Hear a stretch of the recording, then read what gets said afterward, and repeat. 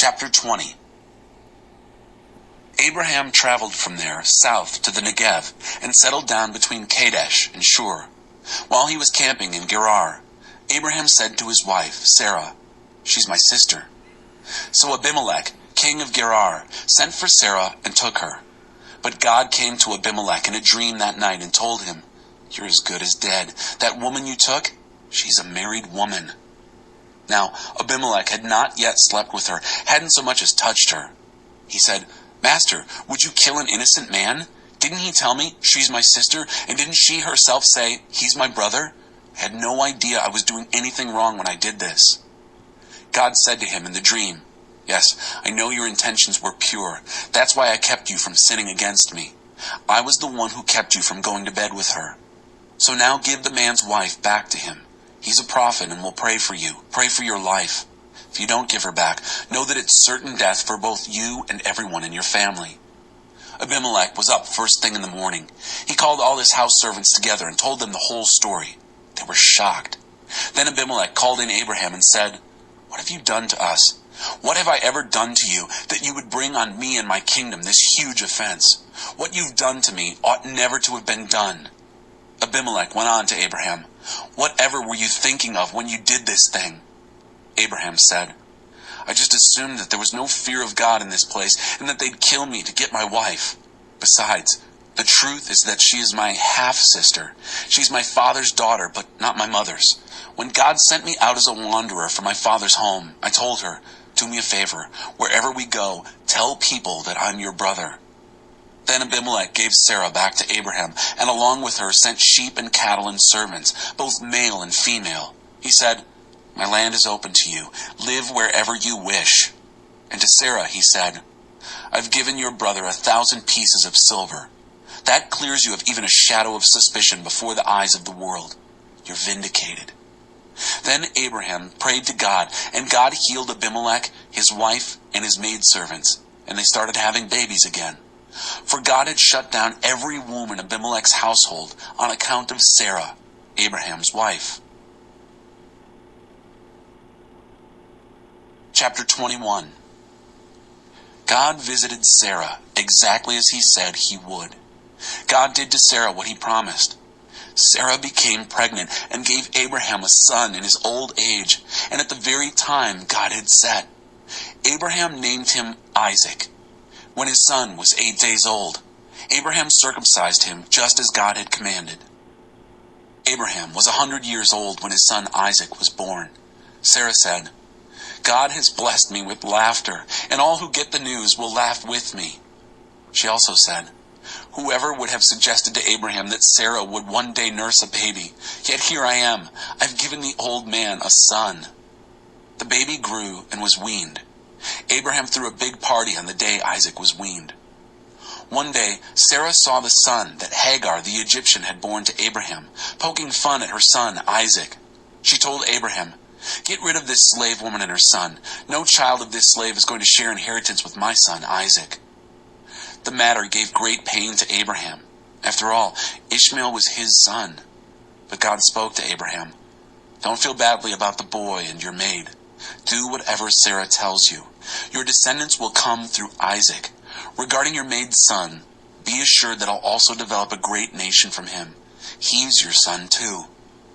Abraham got up early the next morning, got some food together and a canteen of water for Hagar, put them on her back, and sent her away with the child. She wandered off into the desert of Beersheba. When the water was gone, she left the child under a shrub and went off 50 yards or so. She said, "I can't watch my son die." As she sat, she broke into sobs. Meanwhile, God heard the boy crying. The angel of God called from heaven to Hagar. "What's wrong, Hagar? Don't be afraid. God has heard the boy and knows the fix he's in. Up now, go get the boy. Hold him tight. I'm going to make of him a great nation." Just then, God opened her eyes. She looked. She saw a well of water. She went to it and filled her canteen and gave the boy a long, cool drink. God was on the boy's side as he grew up. He lived out in the desert and became a skilled archer. He lived in the Paran wilderness, and his mother got him a wife from Egypt. At about that same time, Abimelech and the captain of his troops, Phicol, spoke to Abraham, "No matter what you do, God is on your side. So swear to me that you won't do anything underhanded to me or any of my family. For as long as you live here, swear that you'll treat me and my land as well as I've treated you." Abraham said, "I swear it." At the same time, Abraham confronted Abimelech over the matter of a well of water that Abimelech's servants had taken. Abimelech said, "I have no idea who did this. You never told me about it. This is the first I've heard of it." So the two of them made a covenant. Abraham took sheep and cattle and gave them to Abimelech. Abraham set aside 7 sheep from his flock. Abimelech said, "What does this mean, these 7 sheep you've set aside?" Abraham said, "It means that when you accept these 7 sheep, you take it as proof that I dug this well, that it's my well." That's how the place got named Beersheba, the oath well, because the two of them swore a covenant oath there. After they had made the covenant at Beersheba, Abimelech and his commander, Phicol, left and went back to Philistine territory. Abraham planted a tamarisk tree in Beersheba and worshipped God there, praying to the eternal God. Abraham lived in Philistine country for a long time. Chapter 22. After all this, God tested Abraham. God said, "Abraham." "Yes," answered Abraham, "I'm listening." He said, "Take your dear son Isaac, whom you love, and go to the land of Moriah. Sacrifice him there as a burnt offering on one of the mountains that I'll point out to you." Abraham got up early in the morning and saddled his donkey. He took 2 of his young servants and his son, Isaac. He had split wood for the burnt offering. He set out for the place God had directed him.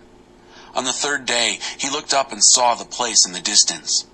Abraham told his 2 young servants, "Stay here with the donkey. The boy and I are going over there to worship. Then we'll come back to you." Abraham took the wood for the burnt offering and gave it to Isaac, his son, to carry. He carried the flint and the knife. The 2 of them went off together.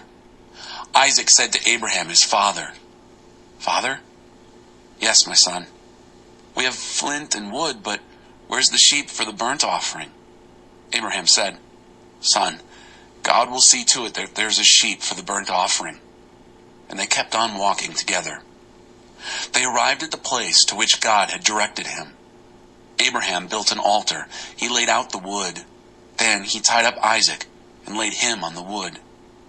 Abraham reached out and took the knife to kill his son.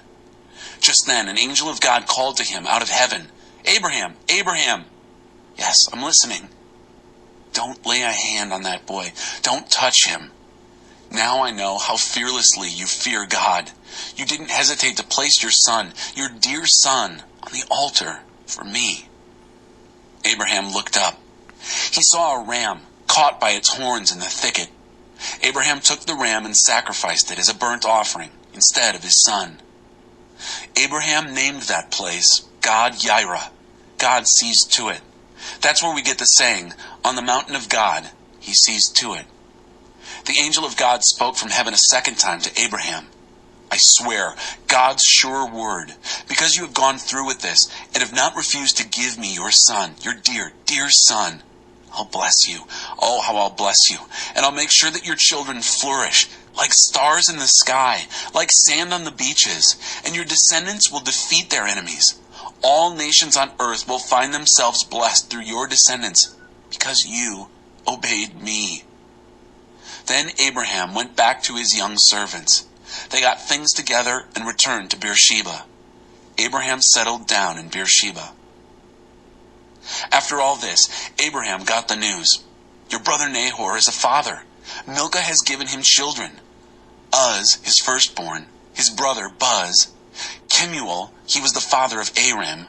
Kesed, Hazo, Pildash, Jidlaph, and Bethuel. Bethuel was the father of Rebekah. Milcah gave these 8 sons to Nahor, Abraham's brother. His concubine, Rumah, gave him 4 more children, Tebah, Gaham, Tahash, and Maacah. Chapter 23. Sarah lived 127 years. Sarah died in Kiriath Arba, present-day Hebron, in the land of Canaan. Abraham mourned for Sarah and wept. Then Abraham got up from mourning his dead wife and spoke to the Hittites. I know I'm only an outsider here among you, but sell me a burial plot so that I can bury my dead decently. The Hittites responded, Why, you're no mere outsider here with us. You're a prince of God. Bury your dead wife in the best of our burial sites. None of us will refuse you a place for burial. Then Abraham got up, bowed respectfully to the people of the land, the Hittites, and said, If you're serious about helping me give my wife a proper burial, intercede for me with Ephron, son of Zohar. Ask him to sell me the cave at Machpelah that he owns, the one at the end of his land. Ask him to sell it to me at its full price for a burial plot, with you as witnesses. Ephron was part of the local Hittite community. Then Ephron the Hittite spoke up, answering Abraham with all the Hittites who were part of the town council listening. Oh no, my master, I couldn't do that. The field is yours, a gift. I'll give it and the cave to you. With my people as witnesses, I give it to you. Bury your deceased wife. Abraham bowed respectfully before the assembled council and answered Ephron, Please allow me. I want to pay the price of the land. Take my money so that I can go ahead and bury my wife. Then Ephron answered Abraham, If you insist, master, what's 400 silver shekels between us? Now go ahead and bury your wife. Abraham accepted Ephron's offer and paid out the sum that Ephron had named before the town council of Hittites, 400 silver shekels at the current exchange rate. That's how Ephron's field next to Mamre, the field, its cave, and all the trees within its borders, became Abraham's property. The town council of Hittites witnessed the transaction. Abraham then proceeded to bury his wife Sarah in the cave in the field of Machpelah that is next to Mamre, present-day Hebron, in the land of Canaan. The field and its cave went from the Hittites into Abraham's possession as a burial plot.